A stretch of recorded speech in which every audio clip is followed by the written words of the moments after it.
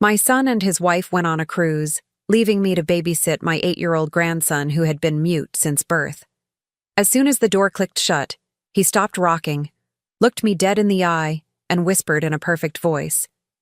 "Grandma, don't drink the tea Mom made for you," she plotted. My blood ran cold. "I'm glad to have you here. Follow my story until the end and comment the city you're watching from, so I can see how far my story has reached." I never imagined that watching my 8-year-old grandson could turn my world upside down. At 66, I thought I'd experienced every surprise life could throw at me. I was wrong. The morning Dean and Nyla left for their 7-day cruise, I felt that familiar mix of joy and exhaustion that comes with caring for Damien.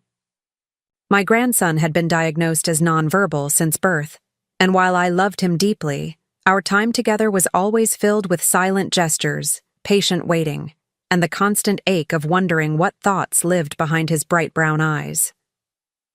"Mom, you're sure you can handle him for a week?" Dean asked for the 3rd time as he loaded their suitcases into the car. His voice carried that tone I'd grown to recognize over the years, love mixed with obligation, as if caring for his own mother was just another burden on his already full plate. "I've been caring for children since before you were born," I reminded him, adjusting my cardigan against the cool October morning. "Damien and I will be just fine." Nyla emerged from the house, her platinum blonde hair perfectly styled despite the early hour. She carried herself with that particular brand of confidence that comes from never having to doubt your place in the world. At 34, she had the kind of beauty that turned heads and the kind of ambition that never seemed satisfied with what she had. "Lucinda, I've prepared some special tea for you," she said, her voice honeyed with false concern. "The chamomile blend you love so much. I made enough to last the whole week. Just add hot water to the packets I left on the counter." I nodded gratefully, though something in her smile didn't quite reach her eyes. "That's very thoughtful, dear. And remember," she continued, placing a manicured hand on my shoulder, "Damien's bedtime is exactly at 8 o'clock. He gets very agitated if his routine is disrupted. The pediatrician said consistency is crucial for children with his condition." Damien stood beside me, his small hand clasped in mine. He wore his favorite dinosaur shirt and carried the worn stuffed elephant he'd had since he was 2. To anyone watching, he appeared to be the picture of a special needs child, quiet, withdrawn, dependent on the adults around him for guidance and care. "We'll stick to his routine," I assured them, though privately I wondered how much of Damien's supposed need for rigid structure was real, and how much was just another way for Nyla to maintain control, even from a distance. After more hugs and repeated instructions, Dean and Nyla finally drove away, their luxury sedan disappearing around the corner toward the highway that would take them to the port. I stood on the front porch, waving until they were out of sight, Damien's hand still secure in mine. "Well, sweetheart," I said to him as we turned to go back inside, "it's just you and me for the next 7 days." He looked up at me with those intelligent eyes, and for a moment, I could have sworn I saw something flicker there, a kind of awareness that seemed far beyond his supposed limitations. But then he was tugging me toward the house, eager to get to his toys, and I dismissed the feeling as wishful thinking. We spent the morning in the living room.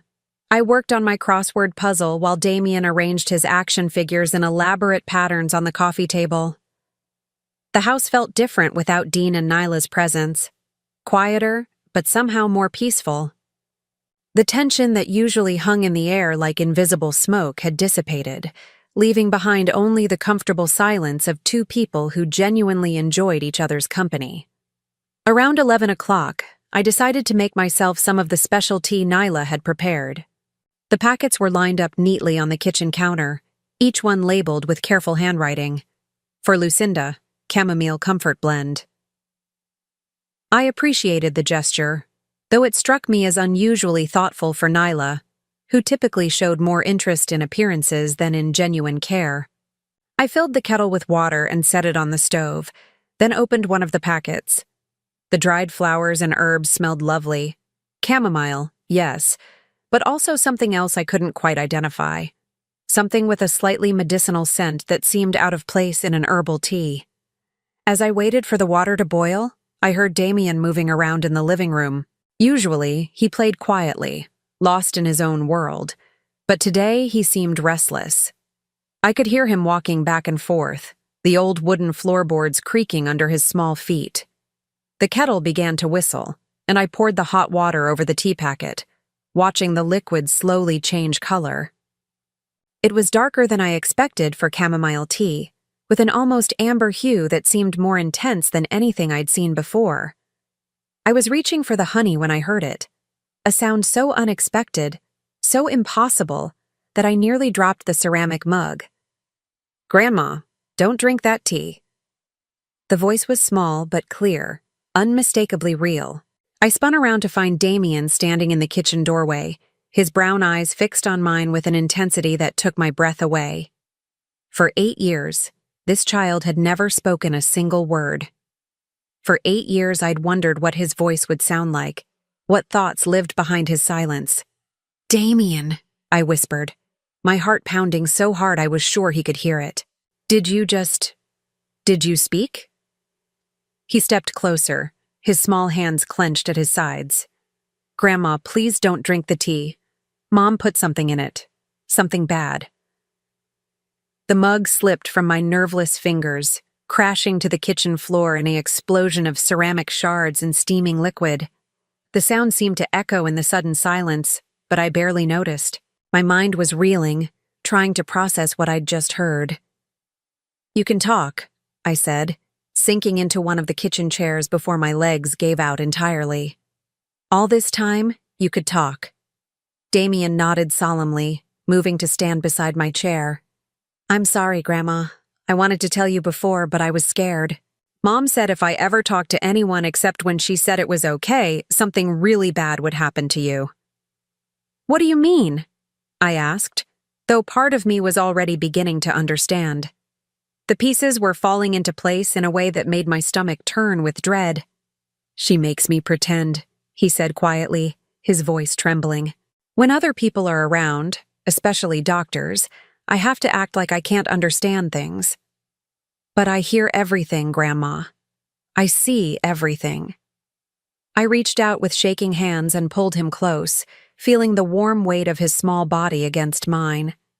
8 years of silence, of thinking my grandson lived in a world I couldn't reach. 8 years of watching Nyla play the role of devoted mother caring for a special needs child.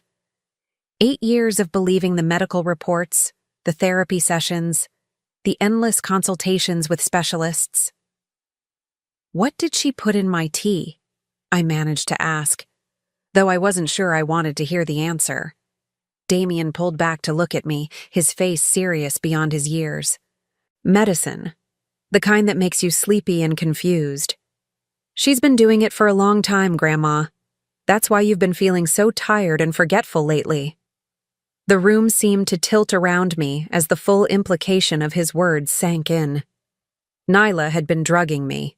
Slowly, systematically, deliberately.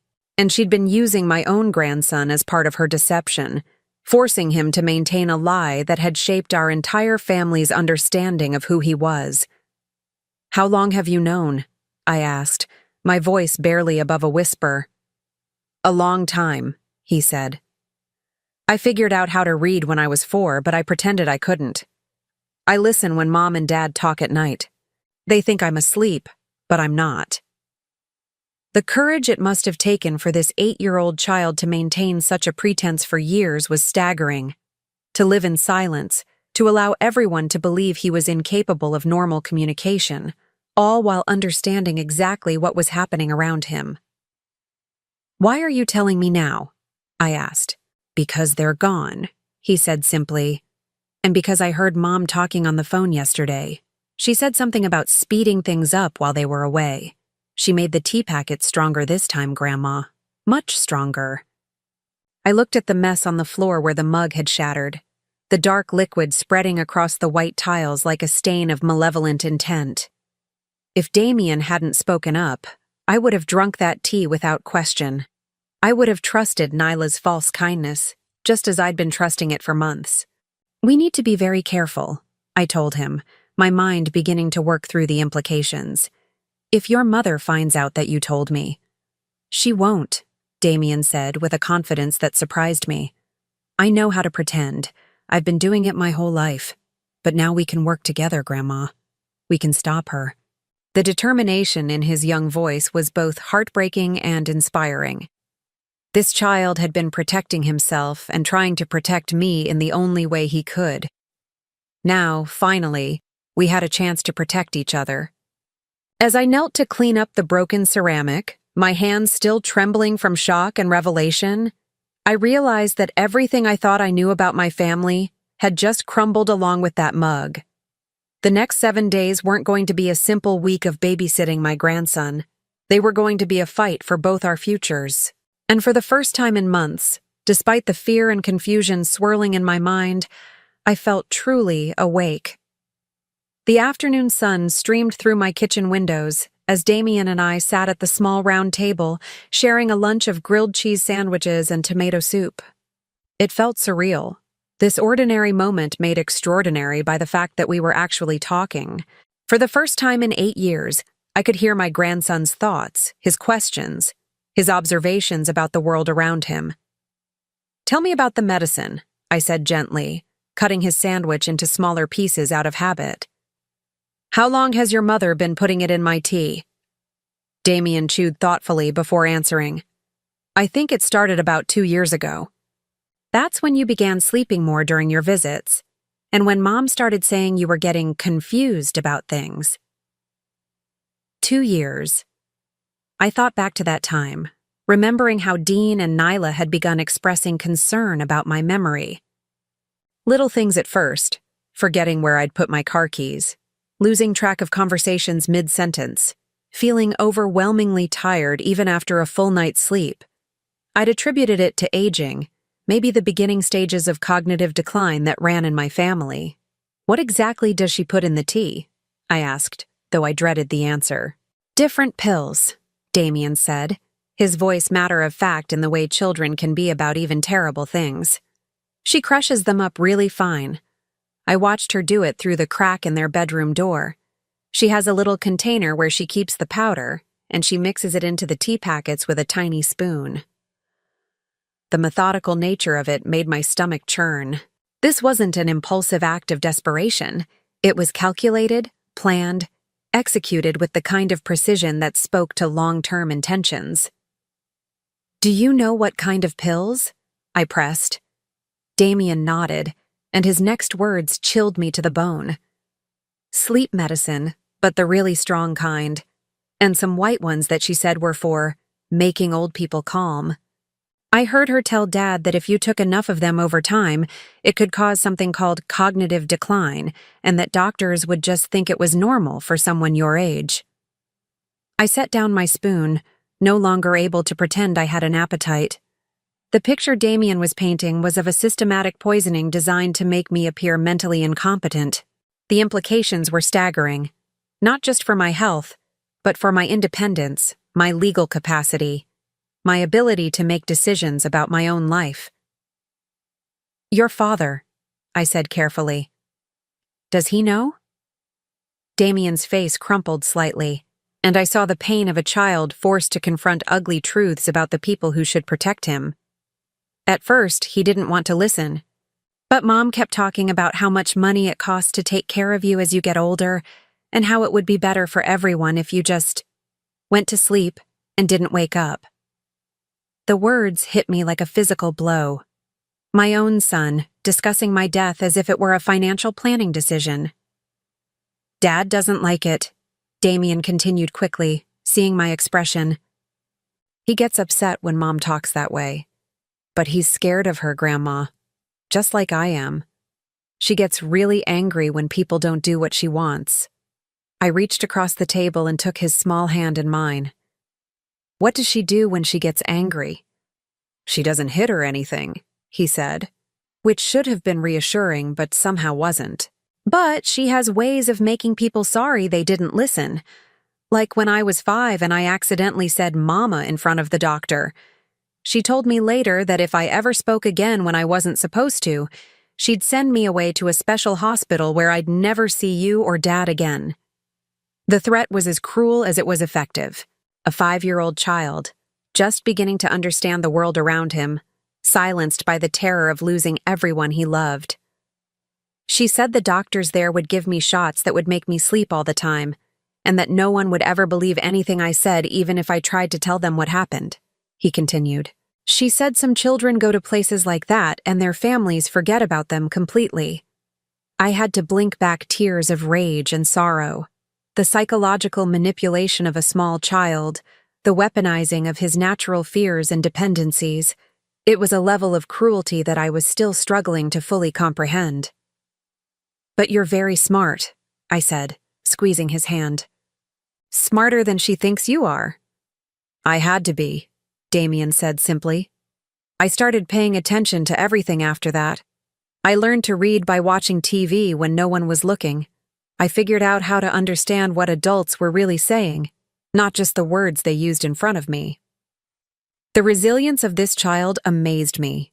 While other 8-year-olds were playing video games and complaining about homework, Damien had been conducting a covert survival operation, gathering intelligence that might someday save both our lives. "What else have you learned?" I asked. "Mom has been researching things on her computer," he said. "She doesn't know I can read, so sometimes she leaves it open when she goes to get coffee. I've seen pages about something called elder abuse and how hard it is to prove, and lots of stuff about natural causes and expected decline in elderly patients." Each revelation was another piece of a horrifying puzzle. Nyla wasn't just poisoning me impulsively. She was educating herself on how to do it effectively, how to avoid detection, how to make my eventual death appear natural and expected. "She also looks up information about kids like me," Damien continued. "Children with developmental disabilities and how they make unreliable witnesses if anything bad ever happened." The full scope of her planning was breathtaking in its malevolence. She wasn't just using Damien's forced silence to cover her tracks.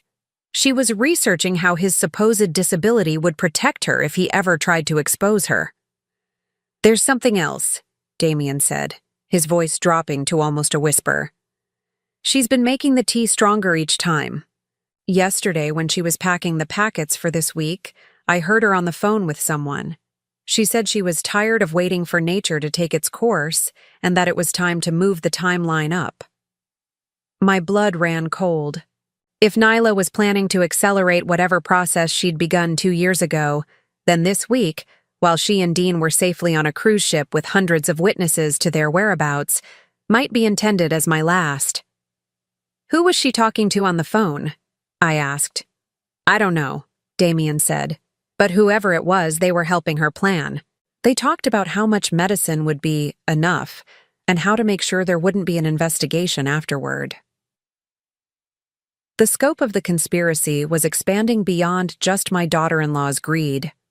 There was someone else involved, someone providing expertise or encouragement or both. "Damien," I said, choosing my words carefully, "do you understand what your mother is trying to do to me?" He nodded solemnly. "She wants you to die, Grandma. She thinks if you die, Dad will inherit your house and all your money, and then she'll be able to control it because Dad does whatever she tells him to." Out of the mouths of babes. This 8-year-old child had grasped the essential truth that I'd been too trusting, too loving to see clearly. Nyla viewed me not as a person, not as family, but as an obstacle standing between her and a $450,000 house plus my life savings. "But here's what she doesn't know," I said, feeling a spark of defiant determination ignite in my chest. "I'm not as easy to get rid of as she thinks. And now I have something she never counted on." "What's that?" Damien asked. "I have you," I told him, "and you're the smartest, bravest person I've ever met." A smile, the first genuine smile I'd seen from him in years, spread across his face. "What are we going to do?"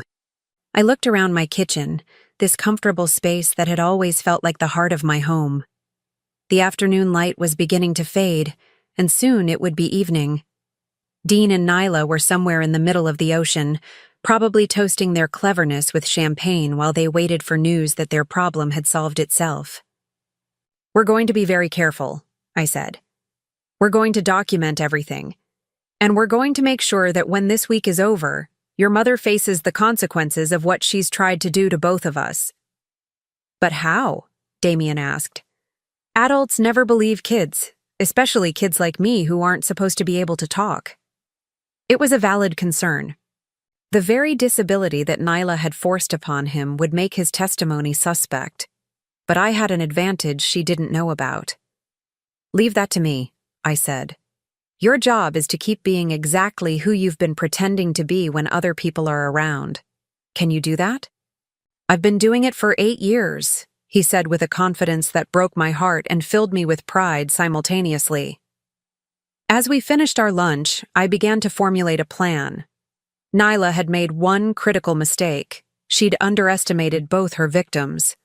She saw me as a confused old woman too addled to recognize what was happening to her.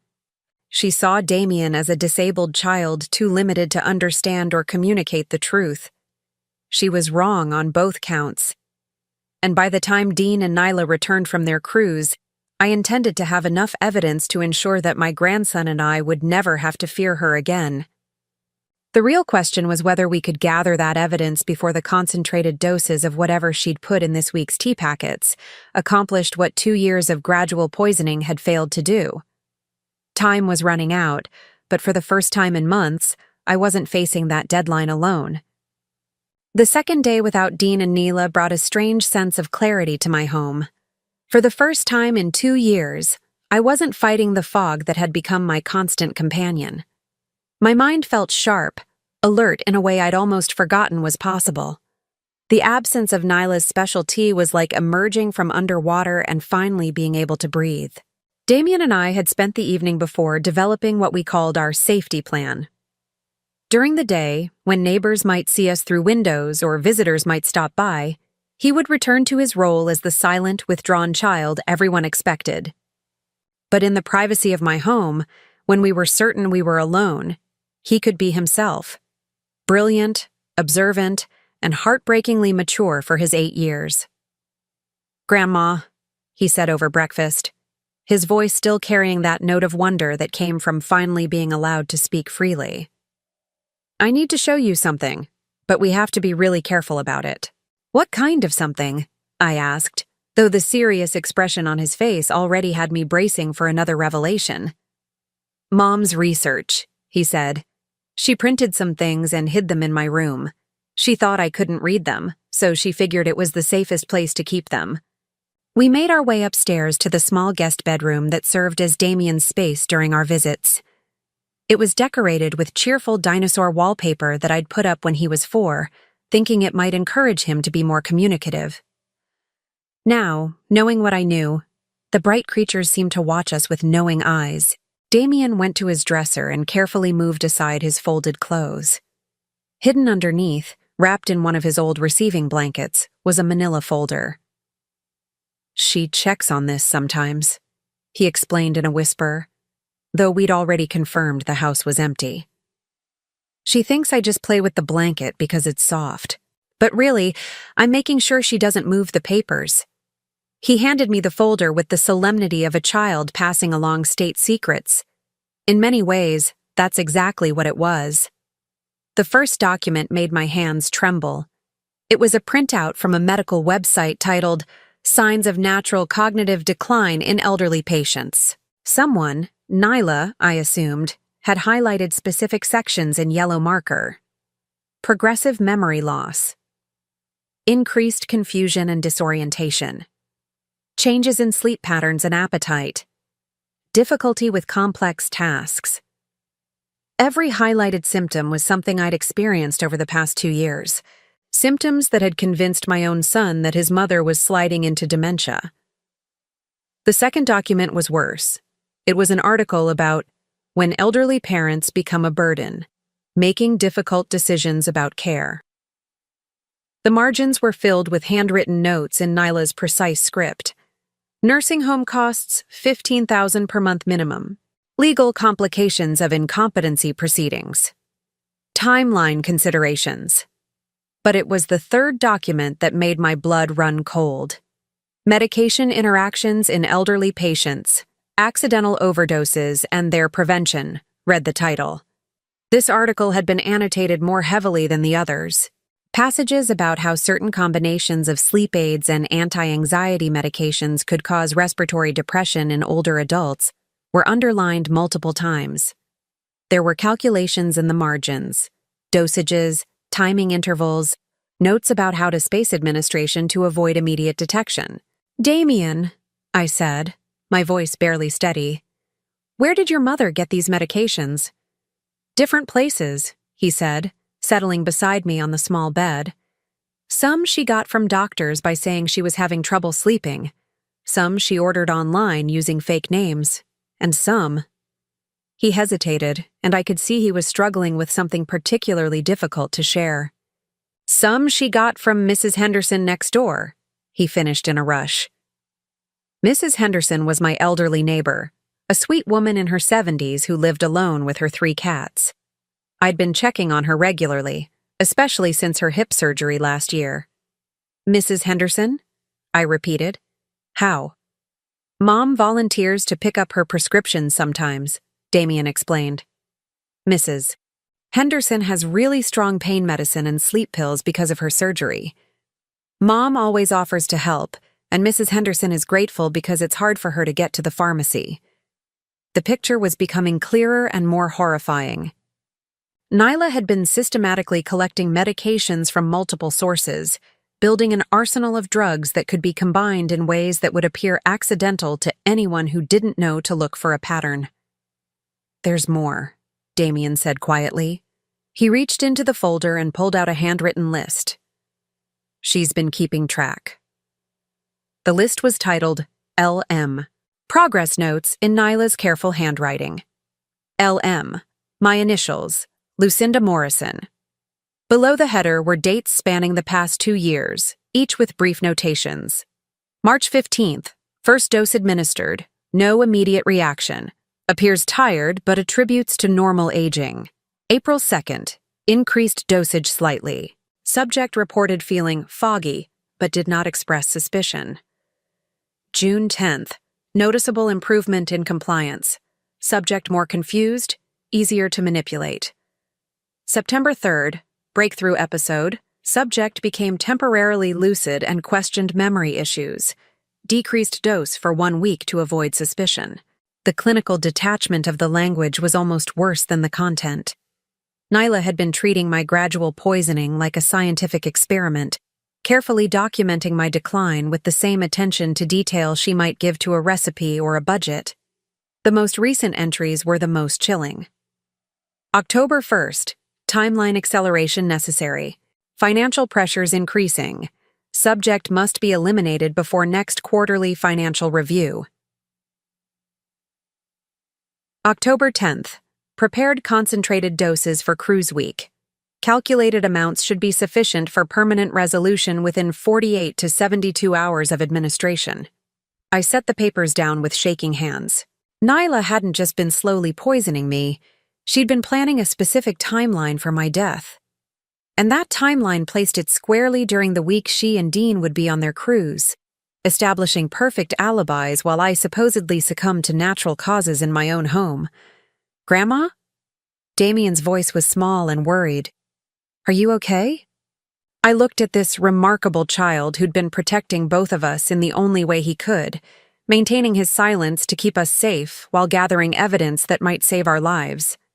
The courage it must have taken to live with this knowledge, to watch the woman who claimed to be his mother plot the death of the grandmother who truly loved him. "I'm okay," I told him, though I wasn't sure that was entirely true. "But we need to be even more careful than we thought." "What do you mean?" I showed him the final entry on Nyla's list. His face went pale as he read the words about permanent resolution. "She's not planning to wait for the medicine to work slowly," I explained gently. "She's planning to give me enough this week to make sure I don't wake up at all." Damien was quiet for a long moment, processing this information with the serious consideration of someone far older than his years. Finally, he looked up at me with determined eyes. Then we have to stop her before she gets back, he said. How? We document everything, he said, echoing my words from the day before. But not just the papers. We need proof that I can really talk, proof that she's been lying about me, and proof about the medicine. He was right. The documents were damning, but they could potentially be dismissed as circumstantial evidence. What we needed was irrefutable proof of Nyla's intentions and methods. I have an idea, I said slowly, a plan beginning to form in my mind. But it's going to require you to be very brave. I've been brave my whole life, Grandma, he said simply. I can keep being brave a little longer. That afternoon, while Damien napped, a real nap, not the drugged stupor that Nyla's medications would have induced, I made several important phone calls. First, I called my lawyer, Margaret Chen, who'd been handling my affairs for the past 15 years. Lucinda, Margaret's warm voice came through clearly. How wonderful to hear from you. How are you feeling? Dean mentioned you'd been having some memory issues. The fact that Dean had been discussing my supposed cognitive decline with my lawyer was another piece of the puzzle falling into place. Had he been laying groundwork for some kind of incompetency proceeding? Actually, Margaret, I'm feeling better than I have in months, I said carefully. But I need to ask you about something important. Hypothetically, if someone were systematically giving an elderly person medications without their knowledge, what kind of evidence would be needed to prove it? There was a pause on the other end of the line. Lucinda, is there something specific you're concerned about? Potentially, I said. I'd rather not go into details over the phone, but I may need your help very soon. Of course. To answer your hypothetical question, the most compelling evidence would be medical testimony showing the presence of unprescribed medications in the person's system, combined with documentation of intent and means. Video evidence would be ideal, but often difficult to obtain. Video evidence. The idea sparked something in my mind. What about audio recordings? I asked. If someone were to confess to this kind of activity? Audio recordings can be admissible depending on the circumstances and local laws. But Lucinda, if you're in immediate danger, you should contact the police. I'm safe for now, I assured her, which was true as long as I continued to avoid anything Nyla had prepared for me to consume. But I may need you to be ready to act quickly when the time comes. After I hung up with Margaret, I made my second call, to my doctor, Dr. Patricia Reeves, who'd been treating me for the past decade. Dr. Reeves, I said when she came on the line, I need to ask you about the memory issues I've been experiencing. Is it possible that they could be caused by medication rather than natural aging? Absolutely, she said without hesitation. Drug interactions, particularly in older patients, can cause symptoms that closely mimic dementia. Have you been taking any new medications? Even over-the-counter supplements can sometimes cause problems. That's what I'm trying to figure out, I said. If I wanted to test for the presence of medications I hadn't knowingly taken, what would that involve? A comprehensive blood panel and urinalysis could detect most common medications, she explained. Though some substances metabolize quickly, so timing is important. Lucinda, this sounds serious. Are you concerned that someone might be giving you medication without your knowledge? It's possible, I admitted. Would you be able to run those tests if I came in tomorrow? Of course. I'll have my nurse set up an appointment for first thing in the morning. As I hung up the phone, I felt the first stirring of hope I'd experienced in months. We had documentation of Nyla's plans. We would soon have medical evidence of her actions. And now, thanks to an idea that was still forming, we might be able to get the audio confession that would tie everything together. But first, we needed to set a trap. And for that trap to work, Nyla would have to believe that her plan was proceeding exactly as she'd intended. When Damien woke up from his nap, I explained what we were going to do. His eyes widened as he understood the implications, but he nodded with the same determined courage he'd shown throughout this ordeal. She's going to call tonight to check on things, he said. She always does on the second day. Perfect, I said, though the word felt strange considering what we were planning. When she calls, we're going to give her exactly what she expects to hear. As evening approached, I felt the weight of what we were attempting. We were about to enter the most dangerous phase of our plan, convincing Nyla that her scheme was working, while gathering evidence that would eventually destroy her. The phone rang at exactly 8 o'clock, just as Damien had predicted. As I reached for the receiver, I caught sight of my reflection in the hallway mirror. For the first time in 2 years, my eyes looked clear and focused. Nyla was about to discover that her victim was much more awake than she'd planned. "Hello, Lucinda?" Nyla's voice came through the phone with that perfectly modulated tone of concern she'd mastered over the years. "How are you and Damien getting along?"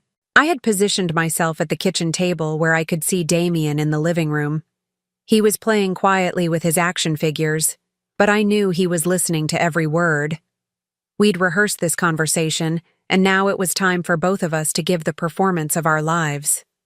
"Oh, hello, dear," I said, deliberately letting my voice sound tired and slightly confused. We're doing fine, I think. Though I have to admit I've been feeling quite tired. More than usual." "Oh no," Nyla said, and I could hear the barely contained satisfaction beneath her false sympathy. "Have you been drinking the tea I prepared for you? It should help with that." Yes, I have," I lied smoothly. "It tastes a bit stronger than usual, but you always know what's best." There was a pause, and I could practically hear Nyla calculating in her head. If I'd been drinking the concentrated tea packets she'd prepared, I should be showing signs of serious impairment by now. "How has your appetite been?" she asked, and I recognized the question as a way of assessing whether the medications were affecting me as expected. "Not very good," I admitted, which was actually true. The stress of discovering the truth about her plans had definitely affected my eating. "I've been feeling rather nauseous, and sometimes confused about what time it is." "That's completely normal at your age, Lucinda," Nyla said, and I had to grip the phone tighter to keep from responding to the condescending tone. "Have you been taking your regular medications as well?" This was a trap. If I said yes, she'd know that the combination of her doctored tea and my legitimate prescriptions should be creating dangerous interactions. If I said no, she might become suspicious about why I wasn't following my normal routine. "I think so," I said, letting uncertainty creep into my voice. "To be honest, I've been having trouble remembering things. Yesterday I couldn't remember if I'd fed Damien lunch, and this morning I found my car keys in the refrigerator." The car keys detail was fabricated, but it was exactly the kind of confusion that would indicate the medications were affecting my cognitive function in the way she intended. "Oh my," Nyla said, and now the satisfaction in her voice was unmistakable. "That does sound concerning. Maybe when we get back we should talk about getting you some additional help around the house." Additional help. Code for beginning the process of declaring me incompetent and taking control of my affairs. "How is Damien handling all this?" she continued. "Is he being difficult? Sometimes children can sense when adults are having problems, and it makes them act out." I looked at my grandson, who was listening intently while arranging his toys. The idea that this remarkable, intelligent child had been dismissed and silenced for years because of his supposed limitations filled me with renewed anger. "He's been very quiet," I said truthfully. "More withdrawn than usual. He seems to spend a lot of time just sitting and watching me." "That's probably for the best," Nyla said dismissively. "The less stimulation you have to deal with, the better. Just make sure he stays out of your way and doesn't cause any additional stress." The casual way she discussed her own son, as if he were nothing more than a potential inconvenience, was chilling. This woman had no real love for either of us. We were simply obstacles or tools to be managed in service of her larger goals. "Lucinda," she continued, her voice taking on what she probably thought was a caring tone. "I want you to promise me something. If you start feeling worse, if you have any dizzy spells or trouble breathing, don't try to drive anywhere. Just rest, okay? Sometimes the best thing for someone your age is just to lie down and let your body recover naturally. The implication was clear. She was expecting, hoping, that I would experience exactly those symptoms. And when I did, her advice was to isolate myself and avoid seeking help. "Of course, dear," I said. "You're so thoughtful to worry about me." "That's what family is for," she replied. And the hypocrisy of those words from someone who was actively plotting my death was almost overwhelming. After a few more minutes of false pleasantries and manufactured concern, Nyla ended the call. I sat in the kitchen for several minutes afterward, my hands still trembling with suppressed rage. "You did great, Grandma," Damien said, appearing beside me. She totally believed it. "How could you tell?" "Her voice gets different when she's really happy about something," he explained with the observational skills of a child who'd learned to read adults for his own survival.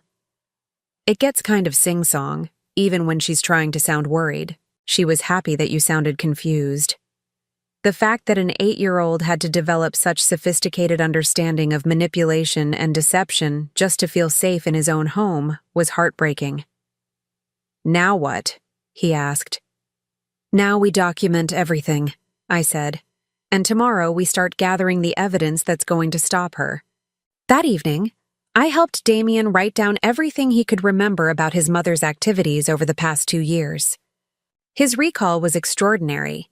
He could remember specific conversations, dates when unusual medications appeared in the house, times when Neela had made suspicious phone calls or spent time on her computer researching things she didn't think he could understand. "She keeps a journal," he told me as we worked.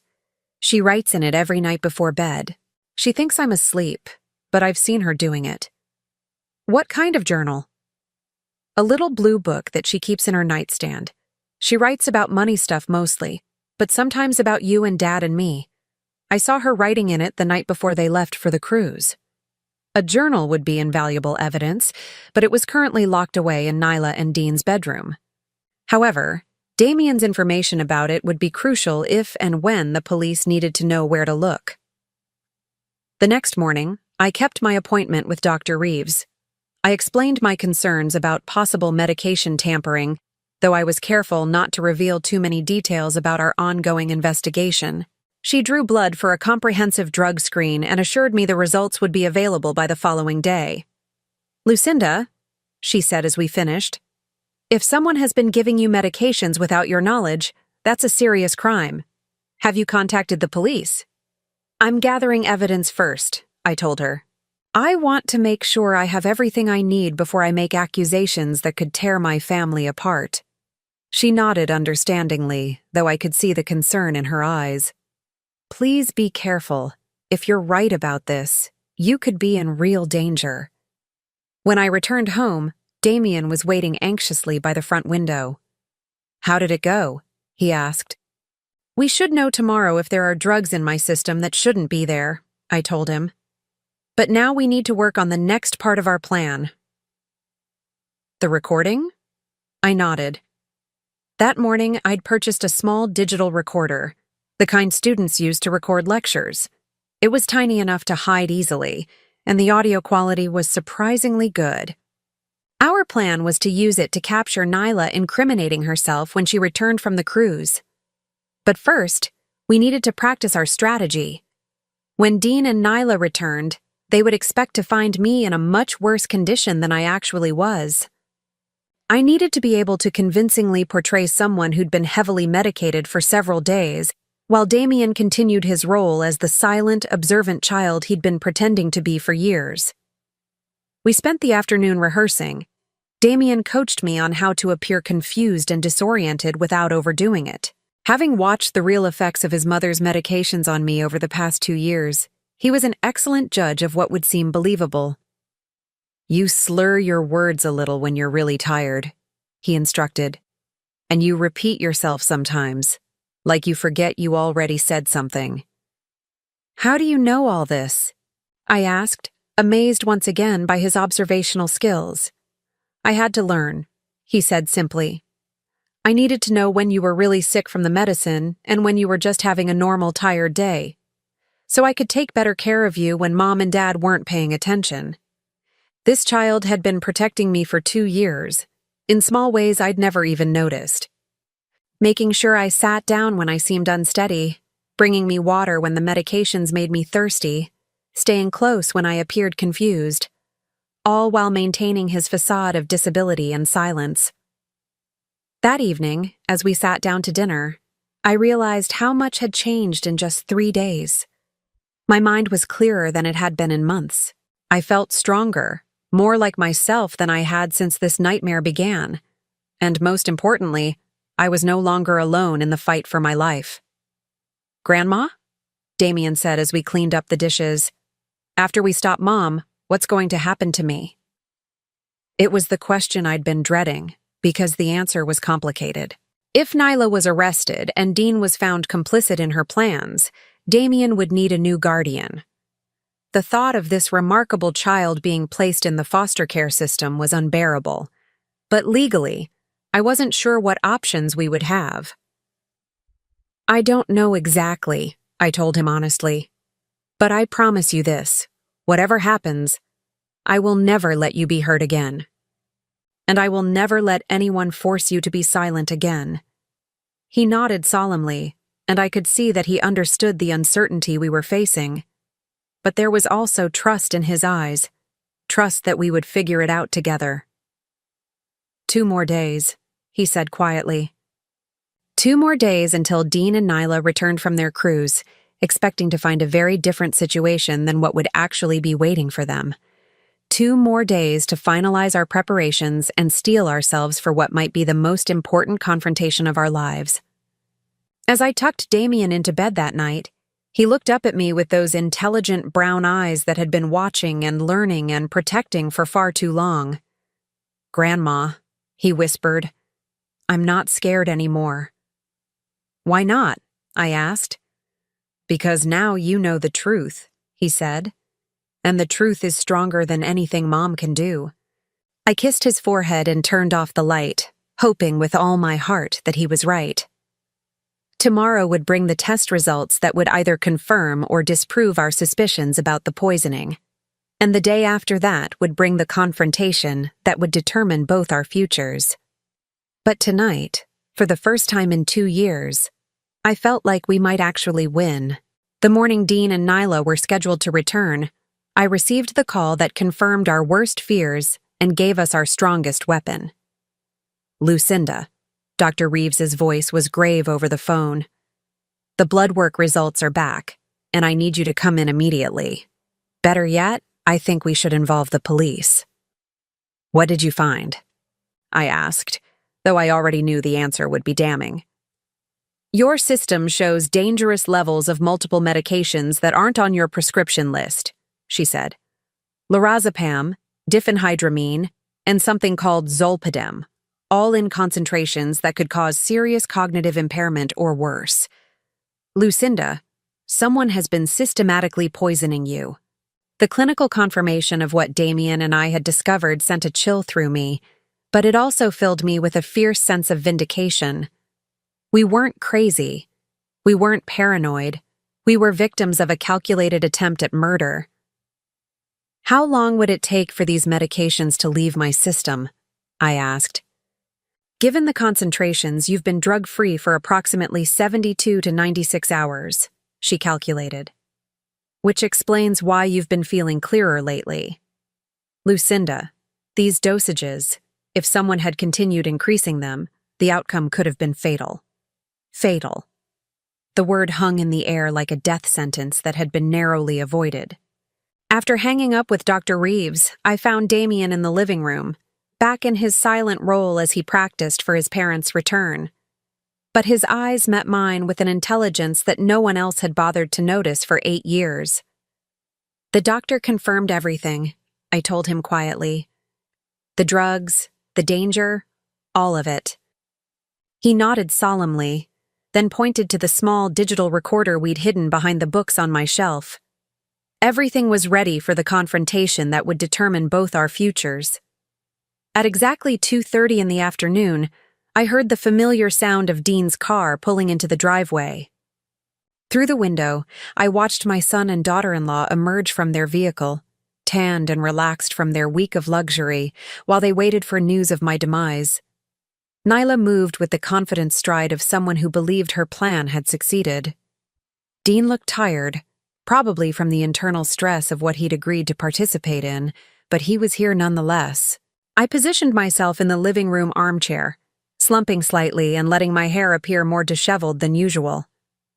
Damien sat on the floor near my feet, playing silently with his toys, but ready to spring into action when the moment came. The front door opened without a knock. Nyla had insisted on keeping a spare key for emergencies. "Lucinda?" Nyla's voice called out, pitched with false concern. "We're back. How are you feeling?" "I'm in here," I called back, making my voice sound weak and confused. They entered the living room, and I watched Nyla's face carefully as she took in my appearance. Satisfaction flickered in her eyes before she quickly masked it with worry. "Oh my goodness," she said, rushing toward me. "You look terrible.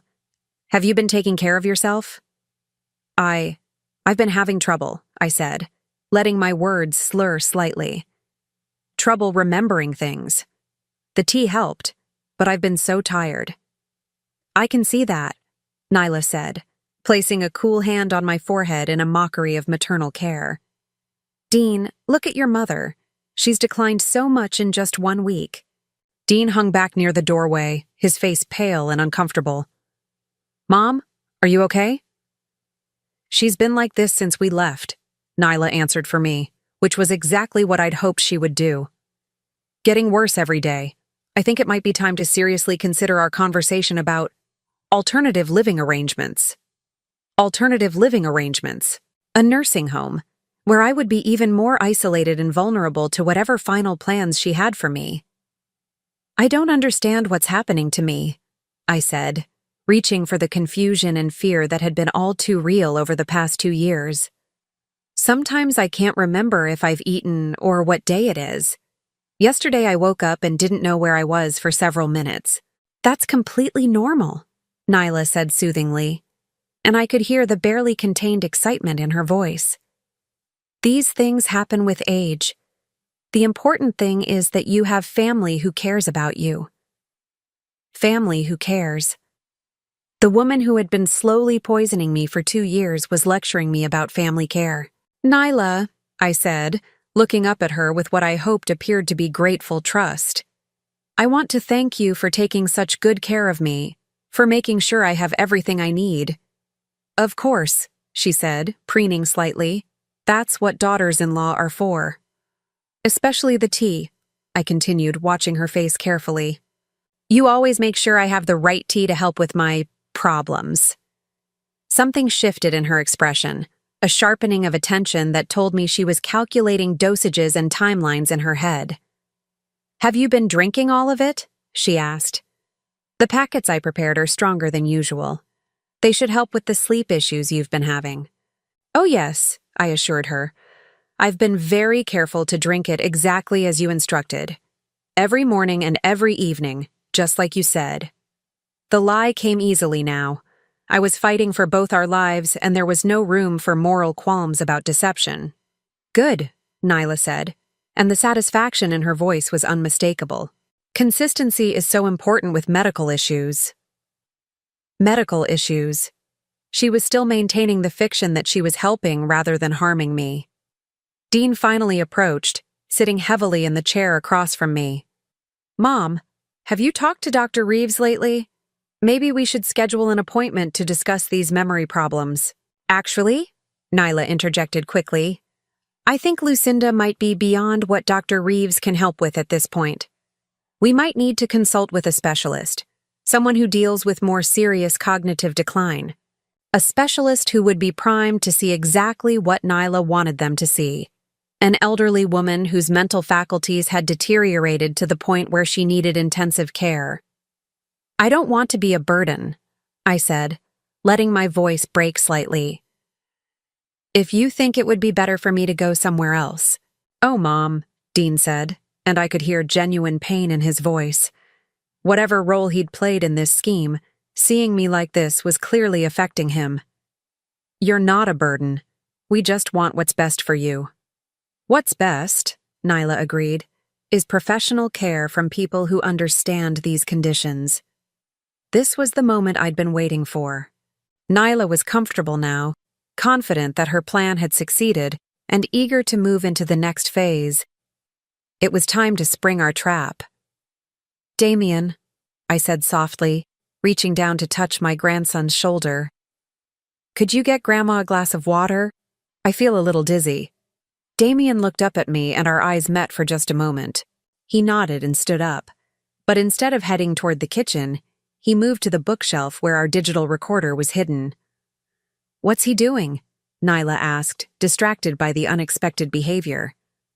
"Damien, the kitchen is that way." Damien ignored her, reaching behind the books and retrieving the small device. As he turned around, holding it in his small hands, Nyla's face went white. "Damien?" Dean said, confusion clear in his voice. "What do you have there?" And then, for the second time in my grandson's life, he spoke in front of his parents. "It's a recorder," he said clearly, his voice carrying perfectly across the silent room. "I've been recording everything for Grandma, including all the times Mom talked about the medicine she's been putting in the tea." The effect was instantaneous and devastating. Nyla lurched backward as if she'd been physically struck. Dean's mouth fell open, his face cycling through confusion, shock, and dawning horror. "That's impossible," Nyla whispered. "He doesn't speak. He can't speak." "I can speak," Damien said, his voice growing stronger with each word. "I've always been able to speak. You just made me too scared to do it in front of anyone." "Damien?" Dean's voice was barely audible. "You. How long have you been able to talk?" "My whole life," Damien said, moving to stand beside my chair. "But Mom told me that if I ever spoke when I wasn't supposed to, she'd send me away and hurt Grandma. So I learned to stay quiet." The truth was pouring out now. 8 years of forced silence finally broken. And with each word, I watched Nyla's carefully constructed world crumbling around her. "This is impossible," she repeated, her voice rising. "He's developmentally disabled. The doctors confirmed it. The tests." "The tests you influenced," I said, my own voice suddenly clear and strong as I dropped the pretense of confusion. "Just like you influenced everything else." Nyla spun toward me, her face twisted with rage and panic. "You, how are you?" "How am I coherent?" I finished for her. "Probably because I haven't been drinking your special tea for the past 5 days." The admission hung in the air like a bomb. Dean was looking back and forth between us, his face pale with growing understanding. "What tea?" he asked weakly. "What are you talking about?" "The tea your wife has been using to slowly poison me for the past 2 years, I said, standing up with more strength than I'd felt in months. "The tea laced with medications designed to make me appear senile and confused. The tea that was supposed to kill me this week while you were safely on your cruise." "That's insane," Nyla said, but her voice lacked conviction. "You're having another episode, Lucinda. You're confused." "Am I?" I reached into my cardigan pocket and pulled out the folder of documents Damien had shown me. "Then explain these." I opened the folder and began reading from her own handwritten notes. October 10th, prepared concentrated doses for cruise week. Calculated amounts should be sufficient for permanent resolution within 48 to 72 hours of administration. The color drained from Nyla's face as she recognized her own words. Dean looked like he was going to be sick. "Permanent resolution, Nyla," I continued. "Is that what you call murdering your husband's mother?" "I never." She started, then stopped, realizing that anything she said could only make things worse. "And Damien," I said, placing my hand on my grandson's shoulder, "has been protecting both of us the only way he could, by staying silent and watching, by gathering evidence, by being brave enough to finally speak when it mattered most." Dean was staring at his son with a mixture of wonder and horror. "Damien? Is this true? Has your mother been?" "She's been hurting Grandma for a long time," Damien said simply. "And she made me promise to never tell anyone I could talk, or she'd make you send me away forever." The manipulation, the psychological abuse, the systematic destruction of a family through fear and deception. It was all out in the open now. And Nyla, faced with the collapse of her schemes, was beginning to show her true nature. "You have no proof," she said, but her voice was shaking. "A confused old woman and a mentally disabled child? No one will believe you." "Actually," I said, reaching for my phone, "I think Dr. Reeves will be very interested in these blood test results showing dangerous levels of medications I never took. And Detective Morrison will be fascinated by your research notes about accidental overdoses in elderly patients." As I dialed the numbers I'd already programmed into my phone, Nyla made a last desperate play. She lunged toward Damien, probably hoping to intimidate him back into silence. She never reached him. 8 years of pent-up protective fury gave me strength I didn't know I possessed. I stepped between them, and for the first time in this entire nightmare, I let my anger show. "Don't you dare touch him," I said, my voice carrying an authority that stopped her cold. "You've terrorized this child long enough." The sirens were already audible in the distance. Justice was finally coming to my house. 9 months later, I stood in the kitchen of my home, watching Damien help me roll out dough for chocolate chip cookies. The afternoon sun streamed through windows that no longer felt like barriers against threats, but simply openings to let in light and warmth. "Can I add the vanilla now, Grandma?" Damien asked, his voice carrying the natural curiosity and joy of a child who no longer had to hide his intelligence. "Of course, sweetheart," I said, marveling as I did every day at the simple pleasure of having real conversations with my grandson. The legal proceedings had been swift once the evidence was presented. Dr. Reeves's blood tests, combined with Nyla's own documented research and planning notes, had built an airtight case for attempted murder. The recording Damien and I had made during that final confrontation had captured Nyla essentially confessing to her crimes. But perhaps most damaging of all had been Damien's testimony. When child psychologists evaluated him and confirmed that he was not only capable of normal communication, but was exceptionally intelligent, it destroyed every foundation of Nyla's defense. She had been revealed as someone who had forced her own child into years of unnecessary silence while simultaneously plotting the murder of an elderly family member. The judge had shown no mercy. Nyla was sentenced to 15 years in prison for attempted murder, elder abuse, and child endangerment. The fact that she had been systematically poisoning me while presenting herself as my caregiver had particularly outraged the court. Dean's fate had been more complicated. The prosecution had initially considered charging him as an accessory, but his cooperation with the investigation and his genuine remorse had ultimately led to a plea agreement. He received 5 years probation and was required to undergo psychological counseling to address his failure to protect both his mother and his son from his wife's abuse. More importantly for our family's future, Dean had voluntarily relinquished custody of Damien to me. He recognized that his passivity had enabled years of psychological torture for his child, and he wanted what was best for Damien's recovery and development. "The court psychologist says I might catch up to my grade level by next year," Damien said as he carefully measured vanilla extract. "She says I'm probably smarter than most kids my age, even though I missed so much school." "I'm not surprised," I told him honestly. "You were smart enough to protect both of us for years. A little catch-up work in math and reading will be nothing for you." The transformation in Damien over the past 6 months had been remarkable to witness. Free from the constant fear that had governed his life, he had blossomed into the bright, curious, talkative child he'd always been meant to be. His teachers were amazed by his rapid progress, and his therapist said his resilience was extraordinary. "Dr. Martinez wants to know if you'll come to my session next week," Damien said, referring to the child psychologist who had been helping him process years of trauma.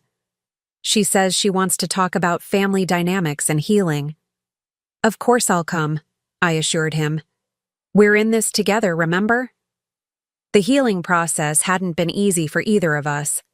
I'd had to confront the reality that I'd failed to protect my grandson from years of abuse, even though I hadn't known it was happening. The guilt of that knowledge had been almost overwhelming, until Dr. Martinez helped me understand that Nyla had been victimizing both of us simultaneously. You were being systematically poisoned and psychologically manipulated, she'd explained during one of our joint sessions. You couldn't protect Damien because you were fighting for your own survival, often without even realizing it. What matters now is that you're both safe and working together to heal. The financial aftermath had been significant but manageable. My medical treatment to clear the remaining medications from my system had been extensive, and Damien needed ongoing therapy to address his trauma.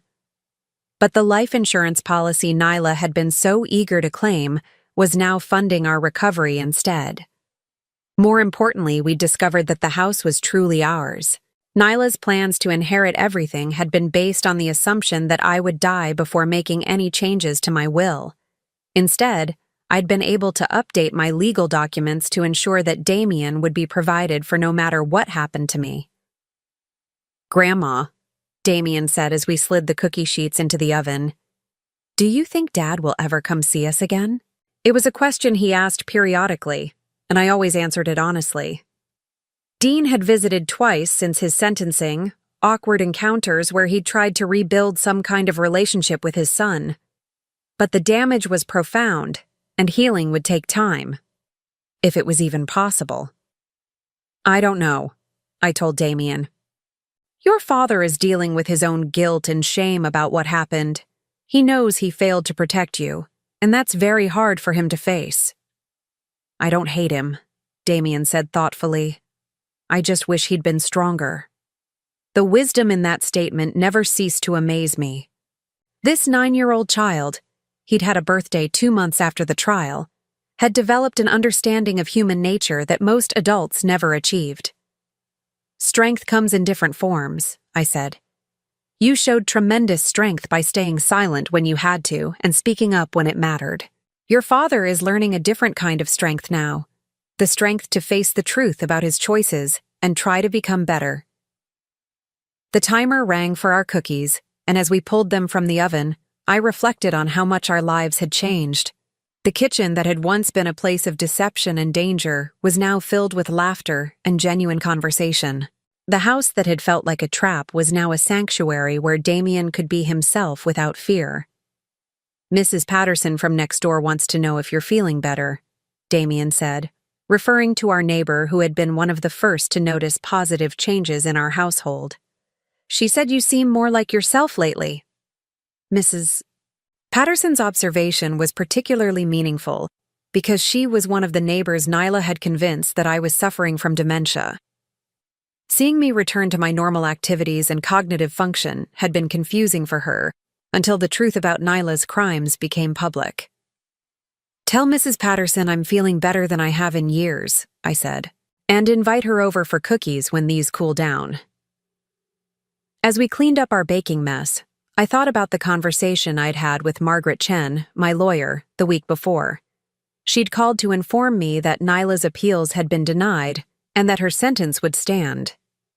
"She'll be eligible for parole in 12 years, Margaret had said, "but given the nature of her crimes and the psychological evaluations, it's unlikely she'll be granted early release." 12 years. By the time Nyla was eligible for parole, Damien would be 21 and fully capable of protecting himself. I would be 78, hopefully still healthy enough to continue being his advocate and protector if needed. "Do you ever think about her?" Damien asked suddenly, as if he'd been reading my thoughts. "Sometimes," I admitted. "Do you?" "Not as much as I used to," he said. "Dr. Martinez says that's normal. She says when someone hurts you for a long time, it takes a while to stop expecting them to hurt you again." The resilience of children never ceased to amaze me, but I knew that Damien's recovery was ongoing. There were still nights when he had nightmares about being sent away, still moments when he flinched if someone spoke too sharply. But every day he grew stronger and more confident in his safety. "What do you want to be when you grow up?" I asked, a question I'd never been able to ask him before. "A doctor," he said without hesitation. "Like Dr. Martinez, but for kids who can't talk because they're too scared. I want to help them find their voices." The idea that this child, who had suffered so much, wanted to dedicate his life to helping other children heal was both heartbreaking and inspiring. "That's a wonderful goal," I told him, "and I think you'll be excellent at it." "Will you help me study?" he asked. "For as long as I'm able," I promised. "And even after that, you'll have all the resources you need. I've made sure of it." That evening, as we sat on the porch watching the sunset, Damien curled up beside me with a book, something he did every night now, making up for years of lost reading opportunities. "Grandma," he said, looking up from his pages, "do you think we're safe now? Really safe?" It was the question that went to the heart of everything we'd endured and everything we'd overcome. I considered my answer carefully, because I'd learned that this remarkable child deserved nothing less than complete honesty. "I think we're as safe as anyone can be in this world," I said finally. "But more importantly, we know how to recognize danger now. We know how to protect each other, and we know that our voices matter." He nodded thoughtfully, then returned to his book. As darkness settled around us and the porch light cast a warm circle of illumination, I reflected on the journey that had brought us to this moment of peace. Nyla had tried to silence us both, me through poison and manipulation, Damien through fear and intimidation. She had nearly succeeded in destroying our family and our lives. But in the end, the truth had proven stronger than her deception. The silence she had imposed on us had been shattered, replaced by open communication, honest love, and the kind of security that comes from knowing you can trust the people around you. As I tucked Damien into bed that night, he looked up at me with those intelligent brown eyes that no longer had to hide their awareness. "I love you, Grandma," he said simply. "I love you too, sweetheart," I replied. "Sweet dreams. No more nightmares," he said confidently. "Dr. Martinez says nightmares go away when you feel really safe." Now I'm curious about you who listened to my story. What would you do if you were in my place? Have you ever been through something similar? Comment below, and meanwhile, I'm leaving on the final screen 2 other stories that are channel favorites, and they will definitely surprise you. Thank you for watching until here.